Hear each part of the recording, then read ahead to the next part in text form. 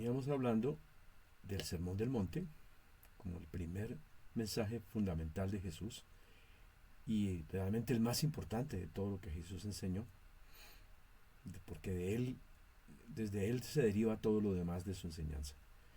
Pero no quería retirarme del Sermón del Monte porque hubo otras cosas que sucedieron ahí alrededor de esto que nos conviene conocer. Y los rabinos murmuraban contra los discípulos y les dijeron: ¿Qué es esto que su maestro come con publicanos y pecadores? Al oír esto, Jesús les dijo: Los sanos no tienen necesidad de médicos, sino los enfermos. Vayan pues y aprendan lo que significa misericordia quiero y no sacrificio, porque yo no he venido a convocar a los justos, sino a llamar a los pecadores al arrepentimiento. Quería citar este pasaje principalmente porque dice que Él vino a hacer un llamamiento. Y es importante que conozcamos en qué consiste el llamamiento que Jesús hacía a las personas. Aquí se ve bien claro el principio, que es llamar a los pecadores al arrepentimiento. Y bueno, todos conocemos en el Evangelio que esa es la clave, ¿no? Que reconozcamos que somos pecadores y no nos creamos justos, como les pasaba a los rabinos, pero que no simplemente reconozcamos que somos pecadores y vayamos a Él, sino que vayamos arrepentidos. Pero miremos un poquito más cómo fue que Jesús hacía su llamado. Precisamente antes del Sermón del Monte lo primero que se menciona ahí que hizo Él fue esto. 1. Entonces, dejando Nazaret, vino y se radicó en Capernaum. Y desde entonces comenzó a decir: el tiempo se ha cumplido, arrepiéntanse porque el reino de los cielos se ha acercado. Arrepiéntanse y crean en el Evangelio. Eso es precisamente, por eso es que llamábamos a la caja que está abajo amarilla, ministerio en Galilea. Cuando Él empieza en Galilea hace esto. Deja Nazaret, se radica en Capernaum y empieza. Y lo primero que Él empieza a decir es: arrepiéntanse. No es un mensaje suavecito, venga, para aquí les ofrezco cosas, sino arrepiéntanse porque el reino viene. Y si no se han arrepentido, ustedes no entran al reino. Y dice: arrepiéntanse y crean en el Evangelio. Esto es lo que cuenta ya los evangelios Mateo, Marcos. El evangelio Juan amplía un poquito más en que él también hace un desafío a creer en Él, en quién es Él, en toda la dimensión de lo que es Él como persona, como Hijo único de Dios, como el Hijo del Hombre, como el Salvador, como bueno, la puerta, el camino, todas estas otras cosas que Él fue diciendo poco a poco para desafiar la fe de ellos en creer completamente. Pero enseguida que pasa esto, la Biblia, Mateo registra que hubo otra clase de llamamiento. 2. Y andando junto al mar de Galilea, vio a dos hermanos, Simón llamado Pedro y Andrés, y les dijo: vengan en pos de mí, y yo haré que ustedes lleguen a ser pescadores de seres humanos. Y ellos, dejando al instante las redes, los siguieron. Pasando de allí un poco más adelante, vio a otros dos hermanos, Jacobo y Juan, y los llamó. Y ellos, dejando al instante la barca y a su papá, los siguieron. El Evangelio de Juan cuenta que antes de empezar su ministerio en Galilea, inclusive antes de empezar su ministerio público, Pedro y Andrés, Jacobo y Juan, los cuatro que menciona aquí, ya se habían convertido, ya creían en Jesús como el Hijo de Dios, como el Mesías. Y ya lo siguieron a Él, estaban con Él, eran creyentes. Entonces, este llamamiento, ¿a qué se refiere? Está llamando de una manera distinta. Y eso me acordaba lo que dice el apóstol Juan en su evangelio, que Jesús es el pastor y los que son verdaderamente sus ovejas, Él las conoce y las llama por nombre propio, o sea, de manera muy particular, muy personal, y es lo que se ve aquí, cómo los llama por su nombre: Pedro, Andrés, Jacobo y Juan, mientras que allá era más general, era todos en sí, y aquí ya se Hace un llamamiento ya, como tú dices, particular, particular. individual. Y es un llamamiento más allá, porque dice que dejan al instante las redes, o sea, sus ocupaciones, sus trabajos, sus cosas, porque primero es él y lo siguen. Dejan al instante la barca, o sea, sus propiedades, y dejan al instante su papá, o sea, sus afectos, que son tres cosas que él repite en varios lugares: mis ocupaciones, mis responsabilidades, mis propiedades y mis afectos, porque él está primero. La prioridad primera, la lealtad primera es él, el creador nuestro, el redentor nuestro, el salvador nuestro, con el que vamos a vivir por los siglos de los siglos. Él está primero, que todo lo que yo tenga que hacer aquí en la tierra, que todo lo que yo tenga de posesión aquí en la tierra, y que todas mis relaciones familiares, cercanas, afectivas en la tierra. Es también muy impactante ver cómo en el primer llamado dejaban el pecado, sus malos comportamientos, lo que sea, pero lo que se ve con este segundo llamado es que no era suficiente con dejar esa vida, esos pecados, sino que era necesario dejar estas otras cosas que acabaste de mencionar. El apóstol Pablo, cuando se convierte en Filipenses 3, cuenta que él se consideraba el hombre intachable, irreprensible, dentro de todos los demás judíos era de los que más resaltaba, dice, de los más celosos de las tradiciones de sus padres, de los más irreprensibles en la ley, bueno, dedicado por entero, hasta que entiende que eso era una pérdida y no una ganancia. Todos esos puntos que tenía de sus virtudes, bondades, moralidad, religiosidad, no le valían para nada. O sea, reconocieron que eran pecadores.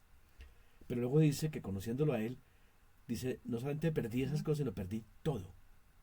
Y lo tengo por basura, por estiércol, esa es la palabra traducción exacta, para ganarlo a él. Entonces, aquí está hablando de un segundo llamado en que yo voto todo. Él es el todo de mi vida. Y eso es algo individual.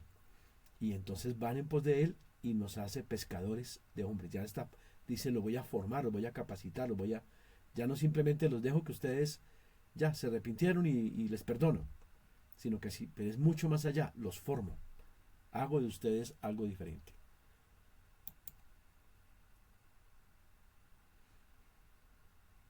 Y llamando a sus discípulos, Jesús subió al monte y escogió de entre ellos a 12, a los cuales también llamó apóstoles. Y cuando bajó al llano, le seguía una gran multitud de gente, porque veían las señales que hacían los enfermos. En los evangelios, cuando uno mira con cuidado la palabra discípulos, sí se nota claramente que los diferencia de los creyentes, que eran los dos llamamientos. El primer llamamiento es para que se vuelvan creyentes, pero el segundo llamamiento es para que se hagan discípulos.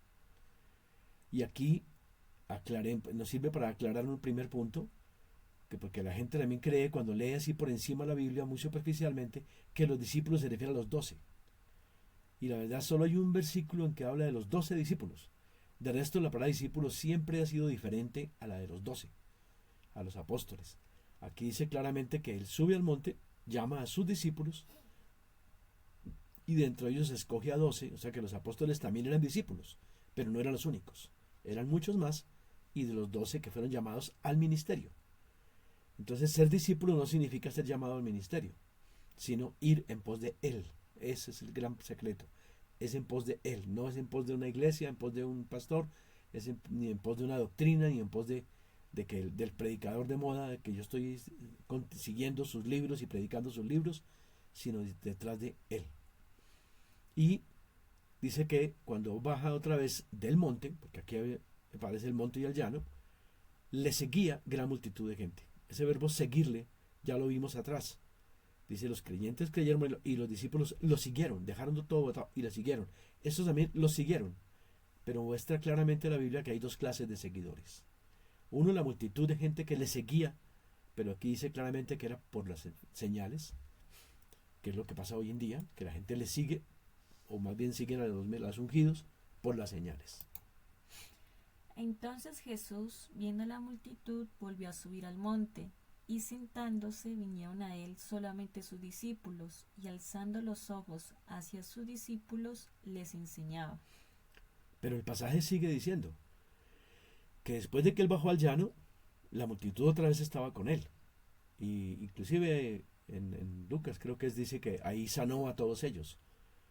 Pero cuando ya lo sanó, ¿qué hizo inmediatamente? Volvió a subir al monte. Y solamente subieron con él sus discípulos. O sea, los únicos que pagaban el precio para ser enseñados por Jesús. Fueron sus discípulos. Los otros, los creyentes, querían era las reuniones públicas, las reuniones masivas y los milagros y las sanidades y toda cosa. Eso es lo que querían ver. ¿Qué les daba más él? Sanidades, liberaciones, restauración de cualquier clase.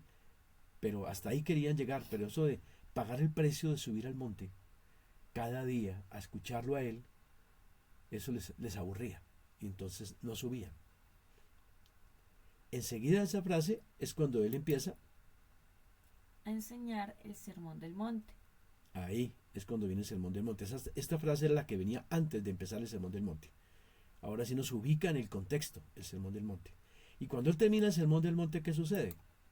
Y cuando bajó del monte, de nuevo le seguía mucha gente. Miremos que la multitud siempre estuvo con él en el llano, no en el monte.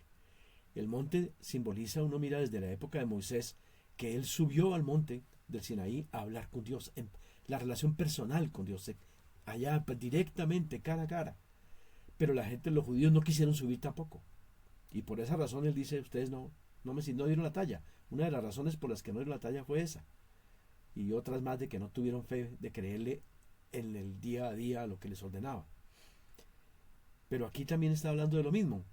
Entonces los únicos que son discípulos no son los que toman un curso de discipulado, los que aprenden estrategias de evangelísticas, o los que dirigen grupos, no.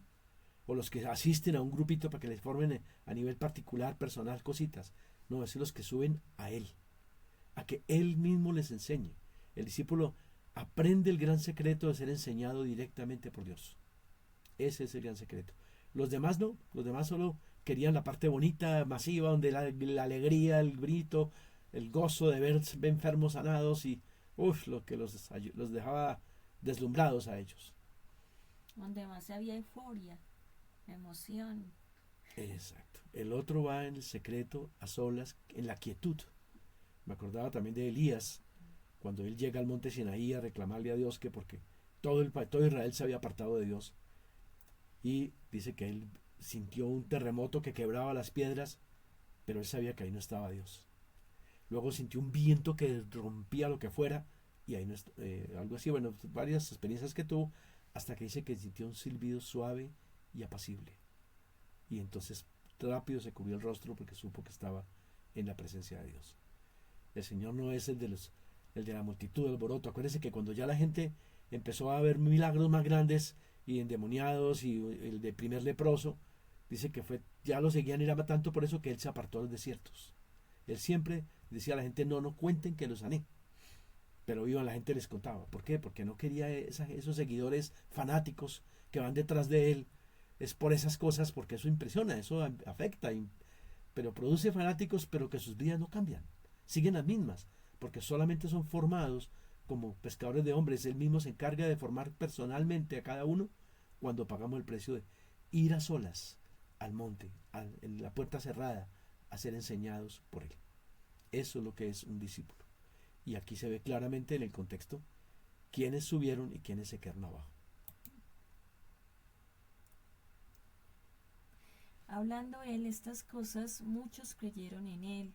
Dijo entonces Jesús a estos creyentes: si ustedes permanecen en mi palabra, serán verdaderamente mis discípulos, y conocerán la verdad, y la verdad los hará libres.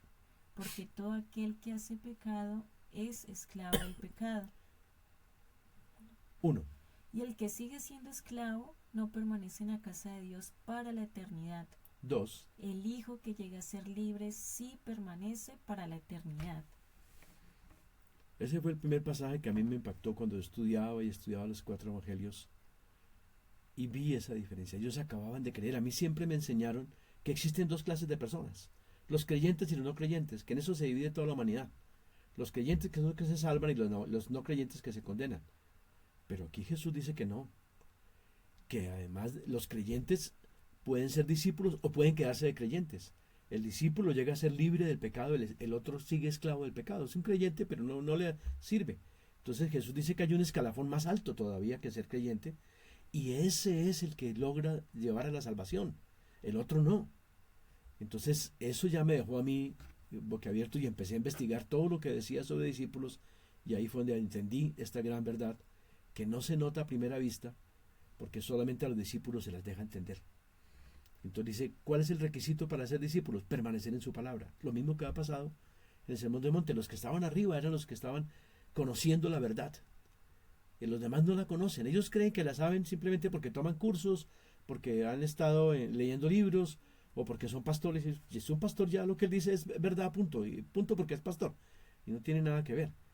Dice, solo aquellos que permanecen a solas cada día en la palabra de Dios van a ir conociendo la verdad, y esa verdad los va a transformar, los va a liberar del pecado. Y luego dice que el que sigue siendo esclavo, él no va a permanecer en la casa de Dios para la eternidad. Es creyente y por tanto ya es parte de la casa de Dios. Es un hijo de Dios, pero no permanece por la eternidad. Solamente en la tierra aquí, y cuando termine es separado. Como cuenta la parábola, por ejemplo, de la red. Sí, sale la red, muchos caen en la red, que es el Evangelio, predican el Evangelio, y caen muchos. Los que se quedan por fuera de la red son los no creyentes. Los que están dentro de la red son los creyentes. Pero luego dice que coge todos los de la red y los separa en dos. Los que no sirven para nada, y los echa para afuera, donde será el lloro y crujir de dientes, al horno de fuego, y a los otros, a los justos, esos sí van a entrar a su reino, dice. Entonces él siempre parte en dos. Eso lo ve uno en la mayoría de las parábolas, lo plantea así, dividiendo en dos a los cristianos. Unos simplemente se quedan en la categoría de creyentes y no avanzan a la categoría de discípulos porque no quieren permanecer con él a solas. Querían estar en la iglesia, en el templo, en la multitud, participar en todas las actividades públicas religiosas, pero no a solas con él, pagando el precio día tras día, todos los días de madrugada en la palabra.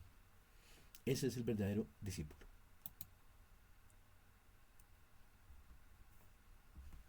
Yo soy la vid, la verdadera, y ustedes son las ramas de la vid. Y yo los he puesto en la vid para que vayan y lleven fruto, y para que su fruto permanezca. Como la rama no puede llevar fruto por sí misma si no permanece en la vid, así tampoco ustedes si no permanecen en mí. Porque separados de mí, ustedes no pueden hacer nada. Pero si ustedes permanecen en mí y mis palabras permanecen en ustedes, llegando así a ser mis discípulos, su fruto va a permanecer. Bueno, esta parábola de la vid la hemos visto en otras ocasiones.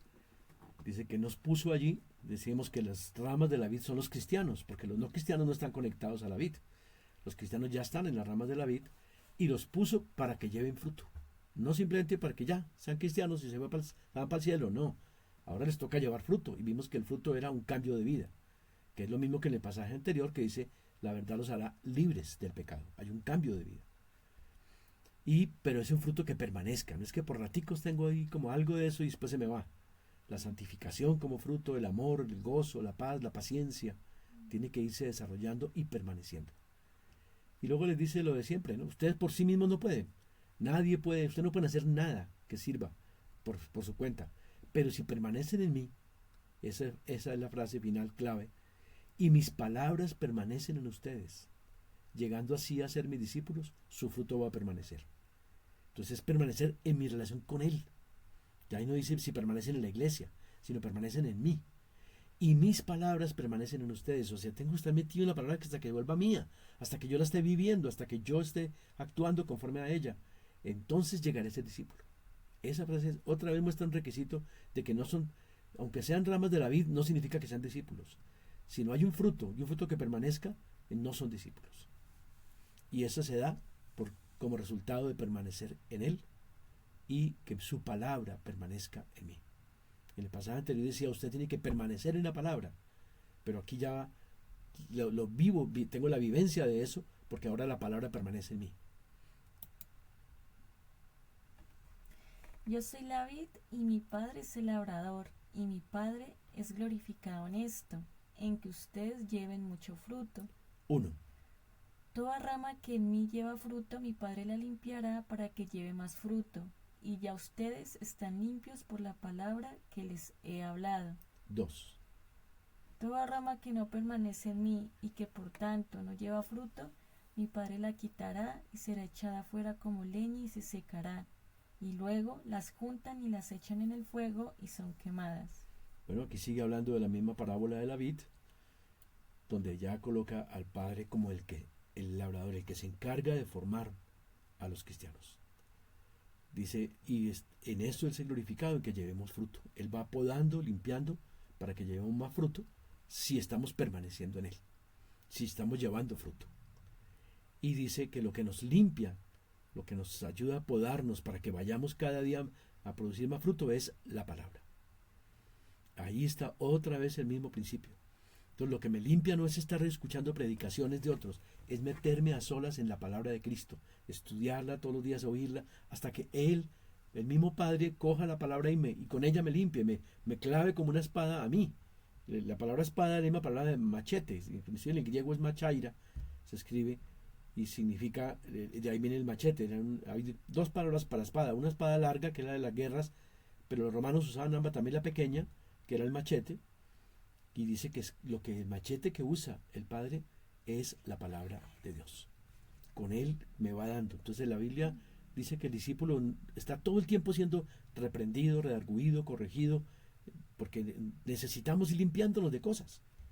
Es lo impactante, ¿no? El propósito y de la palabra de Dios para corregir, exhortar, reprender, formar, y no para solamente hablarnos bendiciones, cosas bonitas. Y ese es el proceso de todos los que uno ve que van caminando como discípulos. Es un proceso en que cada día Dios los corrige una cosa a la otra, los redarguye para ir limpiando, limpiando, limpiando. A los otros los deja igual. Como dice ahí, a los bastardos, o sea, hijos ilícitos, ilegítimos, hijos de las esclavas, por eso son esclavos, a ellos los deja igual, no los molesta. A los otros siempre los está disciplinando. A los verdaderos discípulos.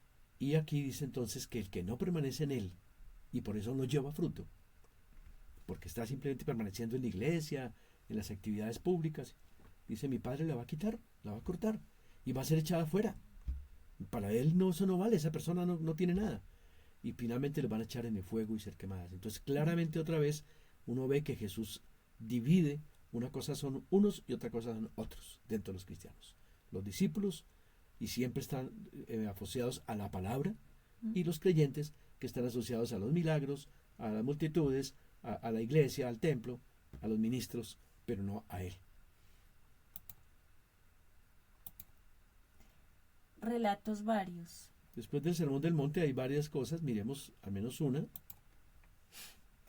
Grandes multitudes iban con él, y volviéndose les dijo: 1. Si alguno viene a mí y no sacrifica su amor por su papá y mamá y mujer e hijos y hermanos y hermanas, y aún también por su propia vida, no puede ser mi discípulo. 2. Y el que no soporta su cruz y viene en pos de mí, no puede ser mi discípulo. 3. Y cualquiera de ustedes que no le dice adiós, le da la despedida a todo lo que posee, no puede ser mi discípulo. Porque la sal es buena, pero si la sal se vuelve ineficaz, ya no sirve para nada, y no es útil ni para el muladar. La arrojan fuera. El que tiene oídos para oír, oiga. Eso sucede realmente es en Perea, en donde dice que grandes multitudes creyeron en Jesús porque vieron que todo lo que Juan Bautista había dicho de Jesús era cierto. Y que Juan no había hecho ningún milagro, pero Jesús, además de que se cumplía todo lo que Juan dijo, los milagros los tenían a ellos impresionados. Y entonces se fueron con él, lo estaban siguiendo. Eran ya creyentes. ¿Y qué le dice a estos creyentes? Frases muy duras. Si usted viene a mí, ¿qué es lo que están haciendo ellos? Yendo a él. Y no están sacrificando el amor por el papá, la mamá, la mujer, los hijos, los hermanos y las hermanas, y aún el amor por su propia vida, usted no puede ser mi discípulo. Y el que no soporta su cruz, no quiere sufrir y no quiere padecer y quiere ir reprendiendo y rechazando y queriendo salir de eso como sea, y viene, soporta su cruz y viene en pos de mí, no puede ser mi discípulo. Y por último les dice, y el que cualquiera de ustedes que no le dice adiós a todo lo que posee, ahí traduce en otro lado el que no renuncia, no necesariamente es haber perdido todo, pero sí ya no es mío. Digamos, Pedro dejó la barca, pero al ratico la barca estaba ahí todavía, solamente que ahora Pedro apenas era el chofer y Jesús era el dueño, porque Pedro cogía la barca solo para llevar a Jesús para uno y para el otro. Eso es el dar la despedida, ya no soy dueño de nada. Él dirá si lo entrego y lo regalo o si lo conservo, pero sabiendo que ya no soy el dueño, sino Él es el dueño de todo. Pero aquí la frase más importante es esa, no puede. O sea, la persona cristiana, por muy dedicado que sea, muy devoto que sea, muy entregado, muy pastor que sea, no es discípulo. No puede ser discípulo si él todavía ama a otra cosa más que a él, su propia vida más que a él, y si no quiere la cruz y no va en pos de él, que seguirlo a él, lo que es ser un discípulo, y si todavía está agarrado a las cosas de aquí, dice usted no puede. Y enseguida pone un ejemplo clarísimo. La sal son los cristianos, eso se lo dijo él claramente a los cristianos. Ustedes son la sal de la tierra. Dice, sí, la sal es buena, pero si la sal se vuelve ineficaz, ya no es buena, ya no sirve para nada. No es útil ni para el muladar. Esas son frases que yo digo a veces parecen un insulto. Que Jesús le diga a usted, el creyente, que se quedó de creyente en la categoría de creyente y no quiso pagar el precio de dar todo por él, porque es lo que está diciendo aquí todo, afectos, sufrimiento, lo que él me pida, lo que él me mande, lo acepto. El que no da todo, usted sabe que, señor creyente, usted no sirve para nada. Usted, señor creyente, no es útil ni para el muladar. Entonces es una forma que insulta o que desafía, sacude. Usted no puede creer, no crea que está bien porque me siguen así por encimita. No, no se va a salvar. Y es que además de eso él da otras dos parábolas que aquí no las mencioné ahí mismo, en este mismo texto, que son la parábola de la torre de defensa, que dice es como alguien que está construyendo una torre y no había calculado bien los gastos y no le alcanza para terminar. Y cuando llegue el día del juicio final, usted no terminó, comenzó como cristiano, pero no terminó porque no pagó el precio. Y en ese día se van a burlar los cristianos de usted diciendo usted empezó y no empezó. O sea, usted tuvo una oportunidad que nosotros no tuvimos porque se hizo cristiano y yo no. Y usted de todos modos la desperdició, no terminó. Porque no podrá alcanzar a construir la torre toda la vida cristiana en adelante si usted no es discípulo. Si se queda simplemente en categoría de creyente y no paga todos los precios que pide él. Lo mismo la otra parábola que él dice, la de un rey que llega a una guerra con 10.000 hombres contra el otro contra 20.000 y dice usted ve que va a perder, más bien haga la paz, haga las paces otra vez con el enemigo. Entonces un creyente que no paga el precio de ser discípulo, él va a perder la guerra. No importa lo que diga y lo que haga y lo que reprenda y lo que batalle y lo que mantenga en reuniones y tome cursos y en 1000 actividades y esté metido en todo y sea muy teólogo, muy pastor, no ganará la batalla. Entonces dicen, más bien, en vez de andar el papelón de creerse cristiano, más bien de una vez renuncia a eso y haga las paces con el diablo, con el mundo, con la carne. ¿Para qué se pone a hacer como cuando uno era niño chiquito que jugaba a ser policía y apenas terminaba el juego uno seguía siendo el niño de antes? Entonces así es con ellos. Se juegan a ser creyentes toda la vida y cuando mueran para el infierno, o sea, fue un jueguito, que jugaron a algo que no son, porque nunca son discípulos y por tanto no ganan la batalla. Va a ser allá burla porque no terminan lo que tienen que lo que empezaron y son una sal que no sirve para nada, que no es útil ni para el muladar, sino para arrojarla fuera. Entonces el precio de ser discípulo es muy claro para Jesús, es todo. Si alguno quiere venir en pos de mí, niéguese a sí mismo, tome su cruz y sígame. 1. Porque todo el que quiera salvar su vida la perderá, y todo el que pierda su vida por causa de mí y del Evangelio, éste la salvará. 2. Porque ¿de qué aprovechará el hombre si gana el mundo entero y pierde su alma? ¿O qué recompensa dará el hombre por su alma? 3. Porque el que se avergüence de mí y de mis palabras en esta generación adúltera y pecadora, el Hijo del Hombre se avergonzará también de él cuando venga en su gloria. Bueno, eso se lo está diciendo inclusive a cristianos, ¿no? Él no está diciéndoselo a los de afuera. Y les dice, ¿ustedes quieren ir en pos de mí? Ahí no le queda sin un precio. Niegues a sí mismo. Los cristianos de hoy en día enseñan lo contrario. Nada, afírmese a sí mismo. ¿Usted qué quiere? ¿Cuál es su sueño? ¿Cuál es su deseo? ¿Cuál es su propósito, su plan de vida, su proyecto de vida? Y confiéselo, reclámelo y declárelo y exija que Dios se lo dé a usted. En vez de renunciar y rechazar todo lo de sí mismo y decir, Señor, haga lo que usted quiera conmigo. Y tome su cruz. O sea, tomar la cruz en la Biblia, la cruz son las aflicciones de la vida. A los cristianos de él dice que les va a tocar más aflicciones que a los de afuera. Y tomar la cruz significa recibirlas con gozo, con contentamiento la pobreza, las situaciones que me vengan, con paz, sabiendo que Él es soberano y que Él es el que me la ha mandado. Él sabe por qué. Pero los cristianos de hoy en día les enseñan lo contrario. No, Señor, rechace la cruz, repréndala porque eso viene del diablo. Cuando Jesús dice que viene de Él y tiene que tomarla y soportarla y cargarla con gozo. Y le enseñan esa rechazarla. Hoy en día enseñan un antievangelio. No es el evangelio correcto, es el antievangelio. Por el contrario, me centro en mí mismo, en lo que yo quiero, y rechazo lo que yo no quiero. Entonces, son los dos. Lo que yo quiero es lo que no quiero negarme a mí mismo, y no quiero la cruz, porque eso es lo que me va a ir mal. Y con eso lo que hacen es reforzar ese instinto egocéntrico que llevamos por dentro, como ya hemos visto en otros videos. El instinto pecaminoso. Por ir detrás de lo que quiero y aferrarme a lo que quiero y rechazar lo que no quiero. Y uno lo que ve con todos estos principios y exigencias de parte del Señor es no alimentar ese instinto egocéntrico, sino ir detrás de Él. Ir en pos de Él. Por tanto, el evangelio de hoy no solamente es un antievangelio, es un evangelio de condenación. Porque entre más siguen ese evangelio, más derecho van para el infierno. Ni siquiera los hubieran dejado en paz, ahí como pudieran caminar, estaban con más posibilidades de salvarse que como les han enseñado hoy por hoy. Y explica Jesús 3 puntos más. Dice, porque el que quiere salvar su vida, la va a perder. Ahí la palabra vida, en el griego, existen 3 palabras diferentes para vida. La primera, que es bios, donde viene biología hoy en día, es la vida que tienen los animales, las plantas y los seres humanos, o sea, los seres vivos, y que no tienen las piedras, los seres inertes. Esa es la primera palabra vida. La segunda palabra vida es la palabra psique, de donde viene psicología hoy en día, y que se refiere a la vida que tienen los seres humanos y que no tienen ni los animales ni las plantas, que es la vida social, económica, política, familiar, los propósitos, el sentido de vida, la felicidad y la infelicidad, la alegría, la tristeza, la rabia, el amor, el odio, todo lo que conforma mi plan de vida, mi bienestar de vida, mi proyecto de vida, todo eso que tiene el ser humano que los animales no ni les pasa por la cabeza, pues. Esa es la segunda vida y es de la que se le trata aquí. Esa es la que usa Jesús. Entonces ahí no se refiere a que yo quiero salvar mi vida primera.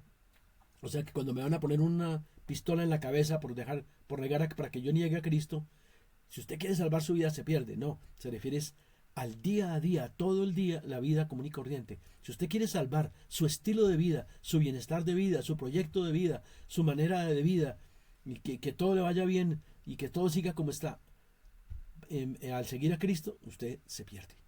Yo tengo que renunciar a todo eso por causa de Él y del Evangelio, y entonces voy a salvar mi vida.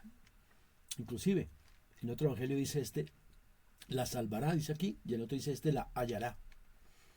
Entonces, el que renuncia a todos sus proyectos de vida, sus planes, sus propósitos, lo que quisieran tener en su vida, y están dispuestos a lo que quiera el Señor, ese va a encontrar, va a hallarla. Va a hallar el verdadero propósito de esta vida. Esta vida también tiene un propósito, pero yo no lo hallo mientras que yo siga aferrado a lo mío, para que Dios me bendiga en lo mío, me respalde en lo mío, me apoye y me dé lo que yo quiero. Es cuando yo renuncio a eso, que entonces voy a hallar el propósito y además voy a salvar mi vida por la eternidad. Y lo dice él otra vez, porque ¿de qué aprovechará el hombre si gana el mundo entero y pierde su alma? ¿O qué recompensa dará el hombre por su alma? Recuerdo que Watchman Nee, o más bien Witness Lee, el que continuó, él decía, no, es que lo que falta por salvar es el alma nomás. Ya no, el cuerpo se salva y el espíritu se salva, pero falta el alma. Eso es como que dice, falta un pedacito chiquito. Entonces sí, hay que trabajar por salvar el alma, como si salvar el alma no fuera salvarme yo.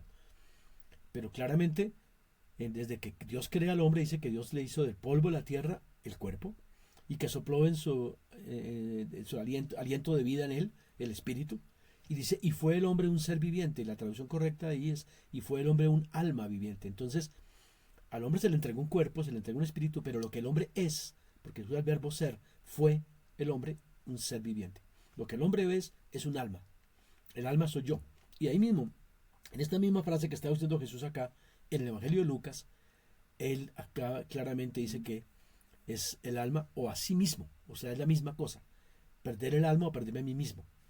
Entonces, es como si se salvara un dedo mío de mi mano y se va para el cielo, pero yo me voy para el infierno. Qué gracia con que se vaya para el cielo el dedo. Entonces ellos dicen en esa doctrina que trata de medio mantener la doctrina de seguridad y salvación de los teólogos protestantes, diciendo, no, es que el cuerpo sí se va y el espíritu se va, pero mi alma, que soy yo, me voy para el infierno. Pero allá se queda mi espíritu y qué gracia que se vaya eso para allá si yo me voy a quedar en el infierno. Entonces, eso no es lo que dice la Biblia, como si la salvación del alma fuera diferente a la salvación del resto de mío. Eso soy todo yo. O todo me salvo o todo me condeno, y eso no aparece en la Biblia en ningún lado. Eso es una cosa sacada de los cabellos, como dicen, que no tiene ninguna base. Y por último dice, ay, si usted se avergüenza de mí y de mis palabras, ¿le parece que eso tan terrible? No, tampoco yo voy a renunciar a eso, tampoco me decía alguien, ¿cómo así usted me está diciendo que yo entonces no puedo amar a mi familia y tengo que respaldar a mi familia a pesar de que estén mal? Y ser más leal a ellos que al Señor. No, eso tampoco. Dice, entonces le parece muy terrible lo que Jesús le exige. Escandaloso. Y escandaloso, esa es la idea. Entonces dice, si, porque quiere ser como los demás, como esta generación de adúltera y pecadora, dice, en ese día Él se va a avergonzar de usted, cuando Él venga en su gloria.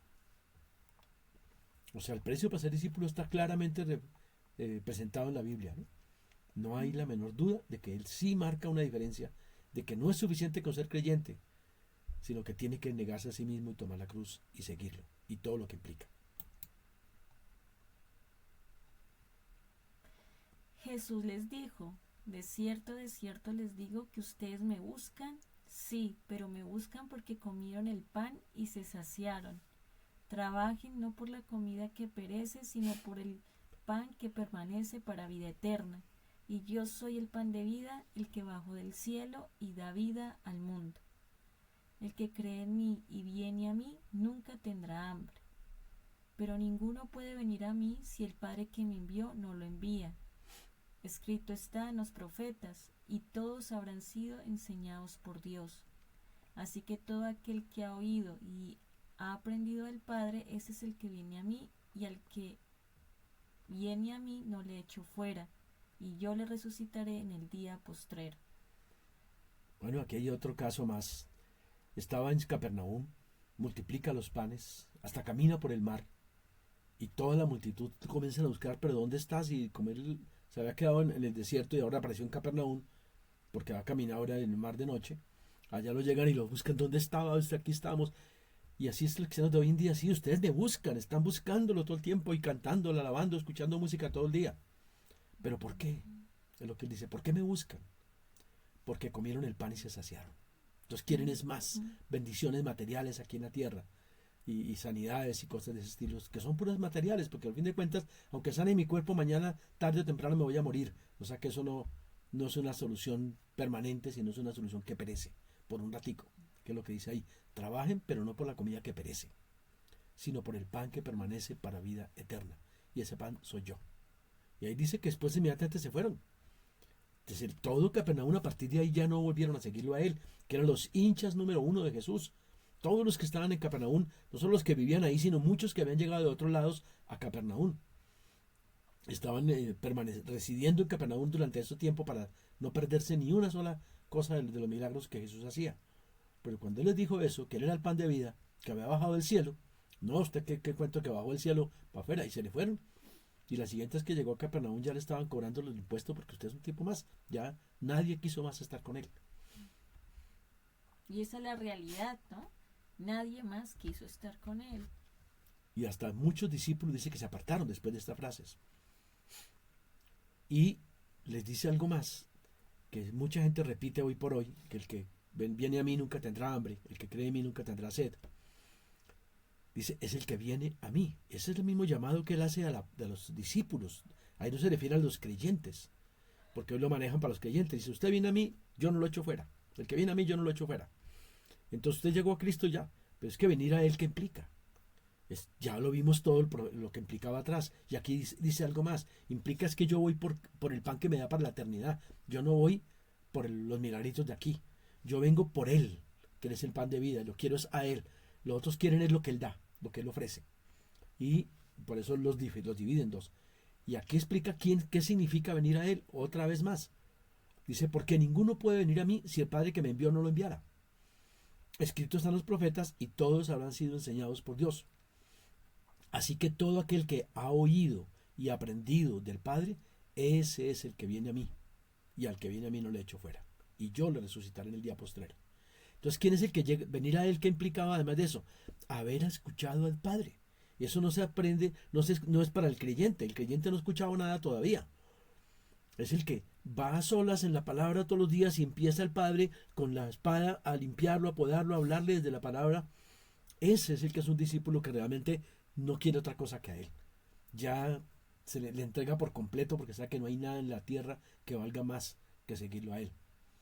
Pero es el requisito para venir a él no es de ser creyente. Ahí no está hablando de los creyentes, sino está hablando de los discípulos, que son los que han pagado ese precio de ir a Dios todos los días a solas en la palabra hasta que lo escuchan.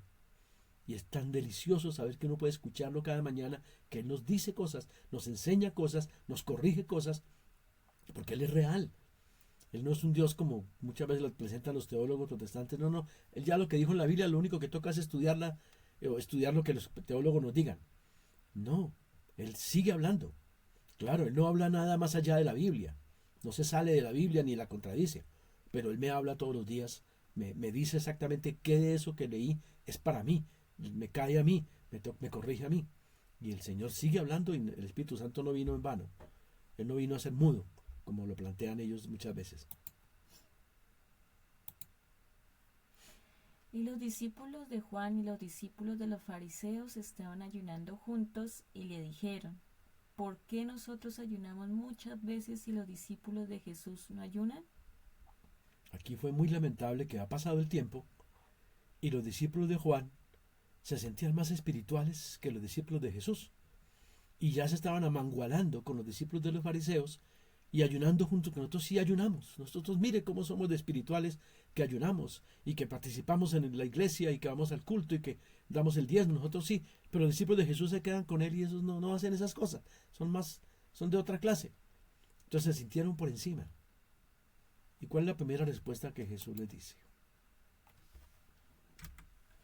Jesús les dijo: ¿acaso pueden los que están de bodas tener luto y ayunar mientras que el esposo está con ellos? Entonces les dijo, primera cosa, está aquí el esposo, no es el tiempo para estar ayunando. Después dice, después ayunarán cuando el esposo les haya quitado. Lo último que Juan Bautista había dicho a sus discípulos, antes de esta frase, me vuelvo más para atrás en el tiempo. El que tiene la esposa es el esposo, pero el amigo del esposo, el padrino de bodas, que está presente y le oye, se goza grandemente de la voz del esposo. Así pues, mi gozo está cumplido. Es necesario que él crezca, pero que yo disminuya. El que viene de arriba del cielo está por encima de todos, y ninguno de ustedes recibe su testimonio. El que cree en el Hijo tiene vida eterna, pero el que se rehúsa a creer en el Hijo no verá la vida, sino que la ira de Dios aún permanece sobre él. Bueno, los discípulos de Juan estaban como celosos de que cómo así que ahora él tiene mucha más gente que Juan, y lo siguen muchos más, siendo que estamos con usted, con Juan. Y Juan les dice, no, el que tiene la esposa es el esposo. O sea, la gente que es la esposa es la iglesia, la gente no debe estar con el padrino de bodas. Es como que el padrino de bodas se quedara con la novia, se aprovechara de la cercanía para quedarse con la novia, no. La novia tiene que estar es con el esposo, cuando se van a casar en el día de la boda. Y el padrino de bodas está gozándose de que llegó el esposo y que la voz del esposo empiezan a escuchar a algunos, que eran los discípulos de Juan, que sí habían dejado a Juan para seguir a Jesús. Ellos estaban escuchando la voz del esposo. Y dice, y así mi gozo está cumplido. Y ese es el gozo que debe tener todo ministro, cuando saben que ya hay personas que están siguiendo la voz del esposo y que ya no me siguen a mí, que lo siguen a él, porque es necesario que él crezca, pero que yo disminuya. Entonces el ministro debe ser cada vez menos indispensable para los cristianos que se vuelven discípulos. Los otros, como los discípulos de Juan, se quedaron ahí con él. Ellos querían que Juan les enseñara todo el tiempo, pero no quisieron ir a Jesús. Entonces dice, pero es que, ¿cómo están de locos ustedes? Que si es que él está por encima de todos. Ni siquiera soy digno de encorvado quitarle el zapato de él. Él es infinitamente más grande. Pero ustedes no quieren recibir el testimonio de él. Ya lo que le dice a los discípulos, a sus propios discípulos. Dice, el que cree en el Hijo tiene vida eterna, pero el que se rehúsa a creer en el Hijo no verá la vida. Ahí la traducción no la ponen bien. Y es el que se rehúsa a creer, no verá la vida, sino que la ira de Dios aún permanece sobre él. La ira de Dios está sobre todo ser humano ya. Y ellos habían arrepentido, ellos habían confesado sus pecados, ellos se habían bautizado, ellos habían aprendido de Juan y habían quedado con Juan aprendiendo más. Y aún así les dice, todavía sobre ustedes está la ira de Dios. No es suficiente. Creer en Jesús, cuando uno mira en el Evangelio de Juan, ese creer no es simplemente que yo creí ese día puntual que me convertí. No, uno ve que es una actividad continuada, que después ya veremos cuando estudiemos Juan, cómo es un creer completo, es creerle a Él, creer todo su testimonio, todo lo que Él trajo y que enseñó. Ese es el testimonio de Jesús. Entonces, Él estaba diciendo eso y tiene que ver con la frase que, que Jesús acaba de decir. Y cuando ellos llegan, Él les vuelve a recordar lo que Juan Bautista les había dicho.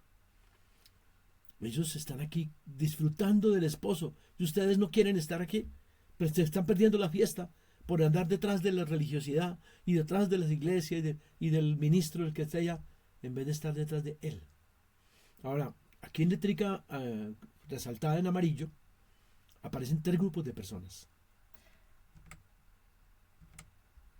Discípulos de los fariseos, discípulos de Juan, discípulos de Jesús. Muestra que son como 3 grupos distintos. Y la pregunta es, ¿en qué grupo estamos nosotros? Cada uno. Primero, se identifican con una agrupación religiosa.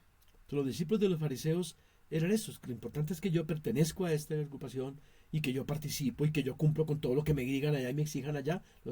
Eran los discípulos dedicados a la iglesia, como pasa con la inmensa mayoría de cristianos de hoy por hoy. Se identifican con un ministro. Ellos se identificaban era con Juan, solamente con Juan. Y aunque era un ministro de Dios, en este caso era un hombre de Dios, el profeta más importante de todos, según Jesús. Se identifican con Jesús y solo con Él. Y claramente él hace la diferencia, el que se identifica es a solas con Jesús, es una relación con Él. Eso es lo que él está diciendo. Yo recuerdo una historia que me pasó con un pastor que me buscó y comenzó a escuchar todo lo que yo le enseño y era feliz y empezó después a grabar todo lo que yo decía hasta que Dios me dijo, ya ahí comenzó a avanzar como discípulo un poquito y su vida empezó a cambiar y su victoria ante las circunstancias, humillaciones que tenía a veces, que sufría de la esposa, él ya podía poner la cara tranquilo y con victoria, sin aplastarse. Y empezó a avanzar, pero después de eso se quedó, solo quería grabar lo mío y lo mío y lo mío y lo mío. Y Dios me dijo, él se quedó como un discípulo de Juan. Ya dejó de ser discípulo de Jesús. Porque está siguiendo a un hombre. Así lo que yo enseñe venga, yo creo que viene de Dios porque me lo ha dado Él. Eso no garantiza nada. Si Él no va a solas a Jesús, se quedará en la mitad de camino. Y yo me decía, él era un discípulo de los fariseos. Sí, él pertenecía a su iglesia, cumplía lo que su denominación le decía, cómo le decían, cómo tenía que hacer, cuándo hacían reuniones, qué forma de hacerlas, todo lo cumplían. Pero de pronto entendió que había algo mucho más grande que eso y empezó a cogerlo, pero luego de eso, en vez de seguir con Jesús, se quedó, era como una idolatría hacia el hombre que les estaba hablando. Así fuera un hombre de Dios, eso no garantiza que sean discípulos de Jesús. Y qué impresionante que por desconocer todo esto, por desconocer la palabra, muchos estén cumpliendo en sí mismos esto, ¿no? Y muchas otras cosas más. Por ignorar la Biblia. Nadie corta un pedazo de un vestido nuevo y lo pone como remiendo en un vestido viejo.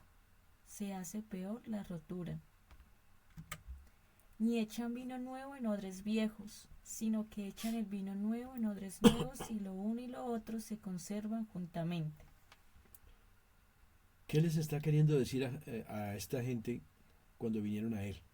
Ustedes, señores discípulos de Juan y señores discípulos de los fariseos, ustedes son vestidos viejos y son odres viejos. Todavía estaban bajo la ley y por tanto no podrán estar en condiciones de que yo les ponga remienditos. El evangelio no es un remiendito a lo que ustedes hacen. Ustedes hacen todo muy religiosamente. Los discípulos de Juan mucho mejor que los de los fariseos y ayunaban y todo y queriendo eso y que Jesús simplemente les dé mejorías y remiendo. Y dice no, inventarles de un vestido nuevo un pedazo lo que hace es que la rotura se hace peor. Y lo mismo con los odres. El discípulo de los fariseos es un odre viejo, el discípulo que es el que pertenece a una religión. El discípulo de Juan que sigue a un hombre es un odre viejo. El odre nuevo es el que sigue a Jesús. Y solamente al odre nuevo se le echa el vino nuevo, que es el Evangelio. Entonces, ¿quiénes son los que pueden estar en condiciones de escuchar el Evangelio, de recibir el Evangelio, de ser bendecidos con el Evangelio? Y que ese Evangelio, como dice ahí, lo uno y lo otro se conservan juntamente, porque es lo mismo lo que decíamos atrás. Yo permanezco en la palabra y la palabra permanece en mí. Y ese es el vino nuevo, la palabra del nuevo pacto, que va transformando mi vida, que es lo que sucede con el vino, se va fermentando y se va quedando en el punto que debe estar. Entonces dice que eso es lo que debería suceder con los odres nuevos. Los otros se quedan incapaces de percibir la esencia de la palabra, aunque crean que la saben, aunque crean que porque son discípulos de los fariseos y todo lo que los fariseos les enseñaron lo repiten, o discípulos de Juan y repiten todo, eso no lo garantiza que tengan, Dios no les entrega a ellos el vino nuevo.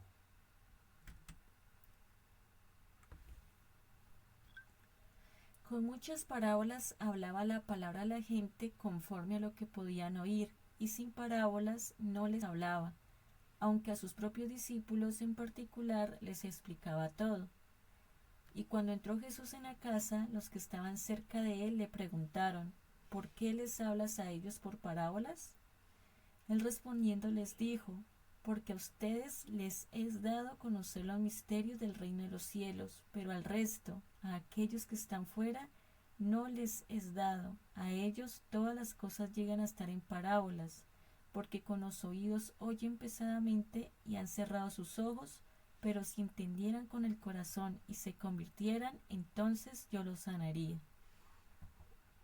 Esta pasaje es otra vez muy clara. ¿Cómo le hablaba a los creyentes? Dice, por parábolas. A los discípulos, en cambio, en particular, les explicaba todo.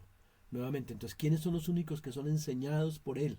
Que pueden escuchar que Él les enseñe, les explique, y no simplemente estudiar un libro o un curso y ya. Solamente los discípulos. Y le preguntan a Jesús que por qué a ellos. Dice, porque a ustedes sí les es dado conocer los misterios del reino de los cielos, pero al resto no. Claramente dice que no. Y más adelante dice ahí, porque es que el que tiene se le da, pero al que no tiene, aún lo que cree que tiene, se le va a quitar. Ellos creen que tienen, que porque son pastores, porque han estudiado teología, que porque conocen muchas cosas, o porque ocupan un cargo, dice, creen que tienen, pero es apenas el que hace todo esto que hemos aprendido de ser un discípulo. Jesús claramente marca la diferencia. El discípulo lo sigue a Él, a ser enseñado por Él, a conocer la verdad con Él en su palabra, a producir el fruto, a buscar lo eterno, a pagar el precio que sea. Ese es el discípulo de Jesús que está con Él. Y dice, a ellos sí les es dado a conocer los misterios del reino de los cielos. Los otros, dice, para ellos todas las cosas llegan a estar en parábolas. No solamente en parábolas, sino que para ellos lo que leen no son capaces de ver la esencial. Si uno lee la ley de Moisés, la gente a primera vista cree que cumpla eso que dice allí de los sacrificios, de los ritos, de las fiestas, de la comida, de los lavamientos, de todas esas cosas.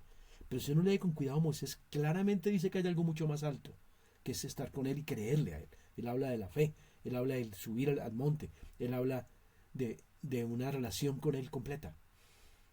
Y muestra que eso es lo esencial.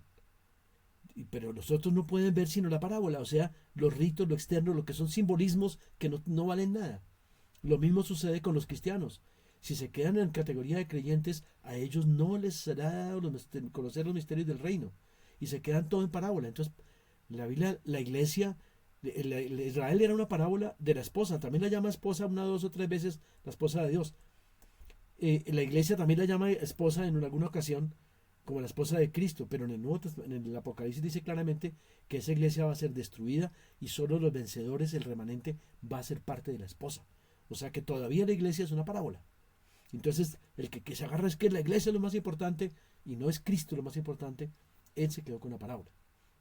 Y así con las demás cosas de la vida cristiana. Se quedan es con lo externo, con lo que creen que la parábola, por ejemplo, el diezmo es una parábola, es un símbolo porque era de la ley y tiene un simbolismo de que es la entrega total de mi vida a Él y de mi dinero, todo es de Él. Él es el que decide cómo lo manejo y a quién se lo doy. No es que se le da a los ministros, los diezmos lo daban a los pobres, lo daban a los huérfanos, lo daban a las viudas y también comían los ministros. Y en las ofrendas también. pero los que se quedan en las parábolas solo quieren ver es que el diezmo todavía sigue vigente y la clave es que el diezmo para que me dé plata más a él a mí, me devuelva otras cosas, para comprar a Dios. Cosas así. Y uno encontrará por todos los lados ese tipo de cristianos que no pueden ver más allá que lo que es superficial y externo y no lo esencial. No logran ver la esencia del Evangelio. Y dicen algo más duro todavía. Porque es que ellos no tienen oídos, o tienen oídos pero no oyen y ojos y no ven. Han cerrado los ojos, no quieren. Entonces dice para ellos por parábolas. Pero si ellos entendieran con el corazón y se convirtieran, entonces yo los sanaría. Y eso sí me dejó muy sorprendido cuando lo vi la primera vez, porque acababa él de sanar a todos, y después de sanarlos les predica las parábolas del sembrador y otras parábolas más, y es cuando sucede esto que le preguntan a Jesús que por qué les hablaban parábolas. Dice, pero ¿cómo así que los va a sanar cuando ya los sanó? Dice que no, que él solamente sanará a los discípulos. Entonces fue cuando me tocó mirar, y en el idioma griego hay dos palabras distintas para el verbo sanar. La primera es terapeuo, donde viene terapia en español. Esa es la que usan en los evangelios y en Hechos de los Apóstoles siempre que se sana a un enfermo. Y Jesús sana a todos de esa manera. Pero la otra palabra es iaomai, que esa es distinta. Se usa muy poquitas veces para sanidades físicas, pero ya en los mismos evangelios dice que él vino no a sanar los cuerpos, sino a sanar a los quebrantados de corazón. Y ya en las cartas, por ejemplo, nunca más se vuelve a usar la primera palabra, terapeuo, nunca más. Solamente se usa iaomai una que otra vez, cuando dice que él, dice, para que él sane lo cojo que yo tengo. Obviamente no se refiere que todos los seres humanos somos cojos físicamente, sino moralmente. Que con sus llagas nos sana, y dice claramente enseguida ahí mismo que es que él nos libera de los pecados, Pedro. O en Santiago también, cuando dice que el que es débil, oren por él, y que si tiene pecados, oren para que lo sane. Y este verbo, entonces no se refiere a estar enfermo, sino a estar pecaminoso, pecador, y tiene que ser sanado del pecado. Entonces el segundo verbo sanar tiene que ver con esta otra. Entonces, ¿qué está diciendo aquí? El creyente recibirá las sanidades físicas, pero ahí pare de contar. El discípulo, el que sí paga el precio de que todo lo que significa ser discípulo y va a él y que entiende los misterios del reino de los cielos y le explica todo el significado de la Biblia en particular, ese sí va a tener la sanidad de espiritual, la verdadera sanidad. Hoy en día, bueno, hace unos años me acuerdo que era muy de moda lo que llamaban sanidad interior, que en la práctica, y lo usan todavía algunos con algunas técnicas psicológicas, y que simplemente producen unas cosas emocionales del momento porque le recuerdan que en su infancia sufrieron y los traumas. La psicología siempre ha sido un fracaso. Ellos pueden entender y diagnosticar muy bien a los que tienen problemas y traumas, pero no saben cómo solucionarlo, no saben cómo dar una terapia correcta para sacar de los conflictos a nadie. Solo Cristo puede hacer esa terapia real, de sanar mis traumas y sanarme de mis pecados, sanar a los quebrantados de corazón y sanar a los cojos, a los que tienen pecado. Esa sanidad solo la reciben los discípulos. ¿Y cómo se produce? Con la palabra. Porque cuando yo soy enseñado en la palabra, cuando me explica el significado de la palabra Dios mismo, y cuando me deja conocer sus misterios, yo voy a ser sanado. El otro se queda con la sanidad física, la parábola, que es una parábola, y cree que con eso encontró la mayoría, lo mejor. Le multiplica los panes, o sea, le da comida, le da bendiciones materiales, y ya con eso creen que tienen todo, porque no entendieron que esa es una parábola. La sanidad del cuerpo es una parábola de la resurrección del cuerpo. Algún día eso muestra con eso que Jesús sí tiene el poder para resucitarme un día. La liberación de demonios es una parábola porque en las cartas nunca más, cuando habla de la palabra libertad y liberación, nunca más habla de demonios, sino libertad de mi pecado. De eso es que está hablando, libertad de vivir para lo terrenal, libertad de la ley, libertad para poder entrar directo a la palabra y ser enseñado por la palabra. Entonces nunca más vuelvo a hablar, eso es una parábola de la verdadera libertad que necesitamos todos, que es la libertad del pecado, principalmente de la que más habla la Biblia. Cuando los visitamos a ustedes, hermanos, eso lo dice el apóstol Pablo, y quería citarlo aquí porque tiene mucho que ver con esto que estamos hablando, de que solo a los discípulos les enseña las cosas. Solo los discípulos reciben el vino nuevo. Solo los discípulos conocen el misterio de los reinos de los cielos. Cuando los visitamos a ustedes, hermanos, habiendo antes padecido y sido ultrajados en Filipos, como ustedes saben, tuvimos de nuevo nuestro Dios para anunciarles el Evangelio de Dios en medio de gran oposición. 1. Porque nuestra exhortación no procedió de error ni de impureza, ni fue por engaño. 2. Porque nosotros hablamos no como para agradar a los hombres, sino a Dios. 3. Porque no buscamos gloria de los hombres, ni de ustedes, ni de otros. 4. Porque no usamos palabras lisonjeras, como ustedes saben. 5. Porque no encubrimos avaricia, aunque podíamos serles carga como apóstoles de Cristo. Dios es testigo. 6. Porque Dios, que prueba nuestros corazones, nos confió el Evangelio en la medida en que hemos sido aprobados por Dios. Eso se lo dice a los cristianos de Tesalónica, recordándoles, cuando nosotros fuimos a ustedes, nuestra visita no fue en vano, sino que antes, habiendo sido ultrajados y padecido, como ustedes lo saben, tuvimos de nuevo. Es una de las evidencias de que alguien tiene el Evangelio verdadero, que a pesar de la oposición, de los ultrajes, de los padecimientos, sigue igual. El otro ya se corre.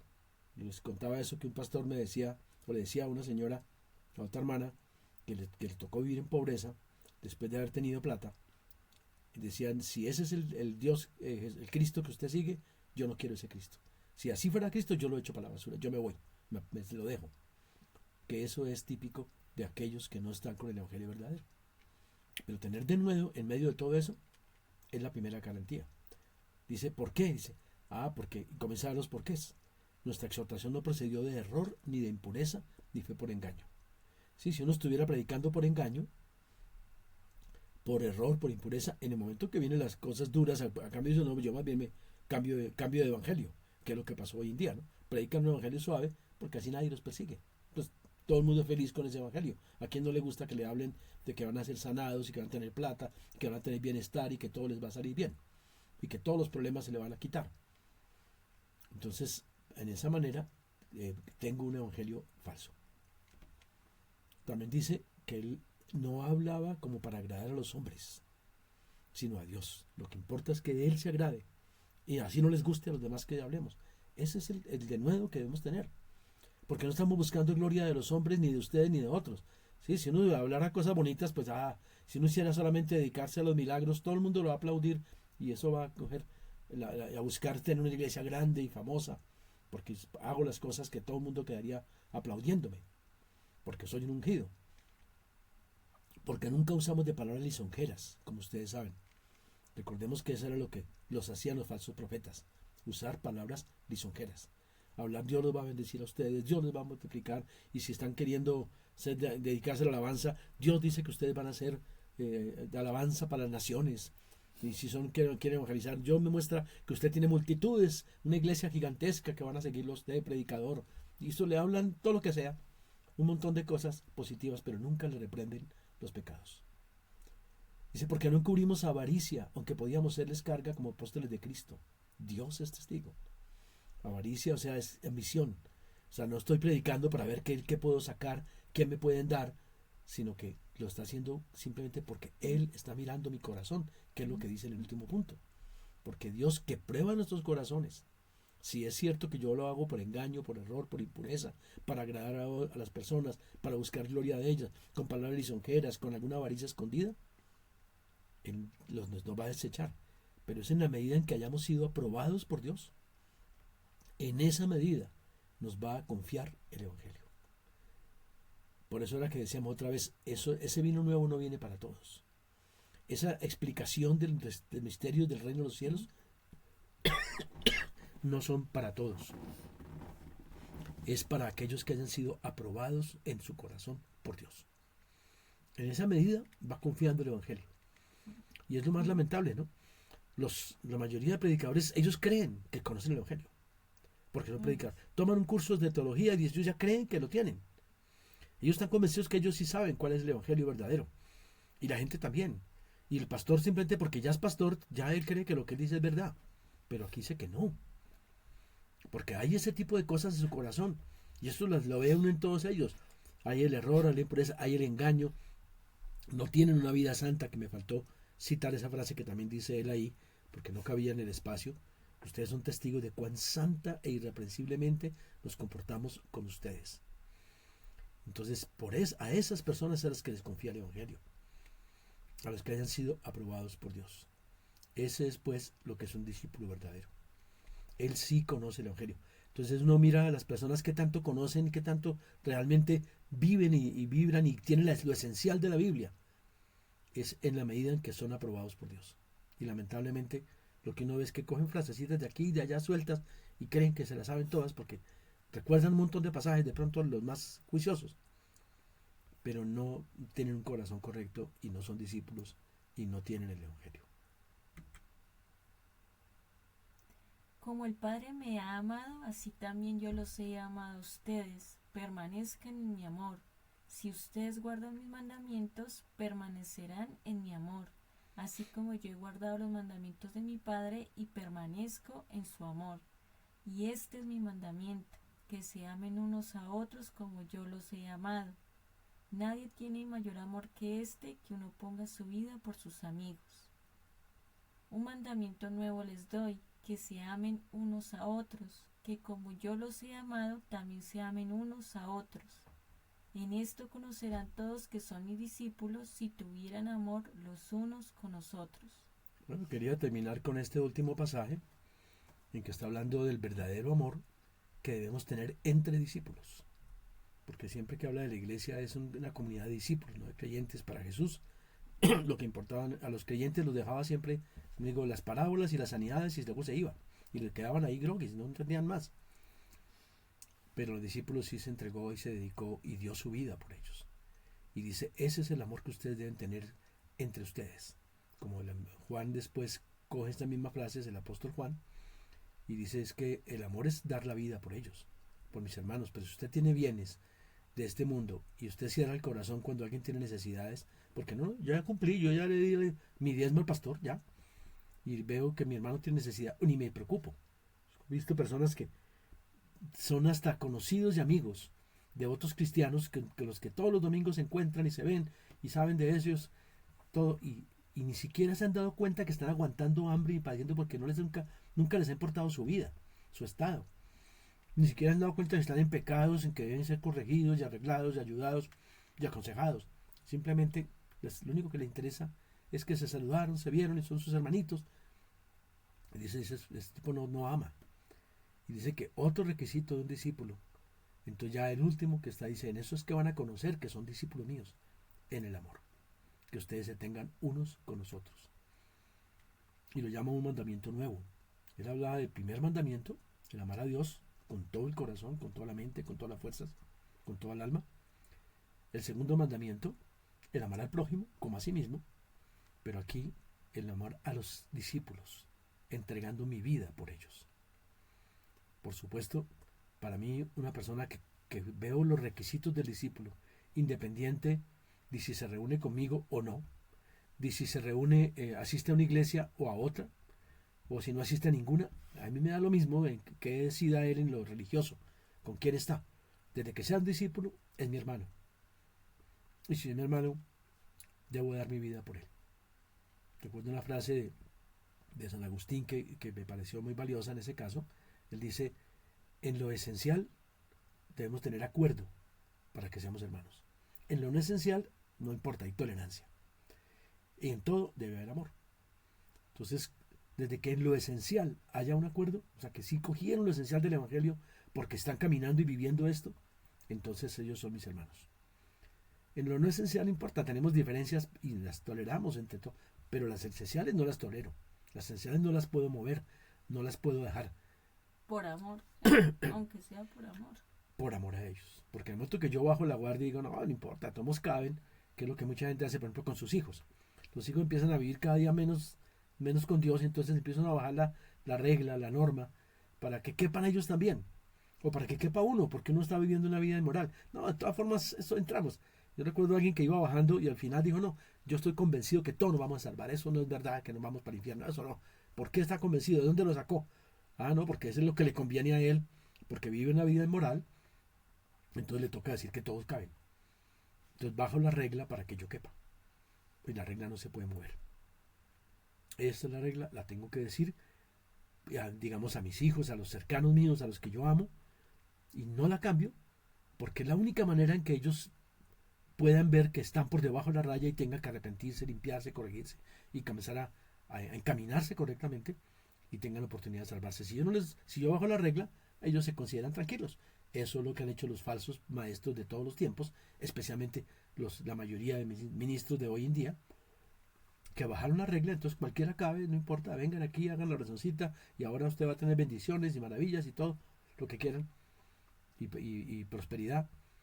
Entonces le bajaron la regla, están enseñando un evangelio que no es, y la gente se siente cómoda, tranquila, porque no les están reprendiendo, porque no los están incomodando, arguyéndolos de pecado, y entonces se van para el infierno tranquilos, cómodos, pero para el infierno. Como algún día decía un pastor, después de predicar algo parecido a esto, de los pocos que sí predicaron el evangelio que era, dice: ¿ustedes no se sienten como con calorcito? ¿No sienten que hay como calor aquí? Vayan acostumbrándose.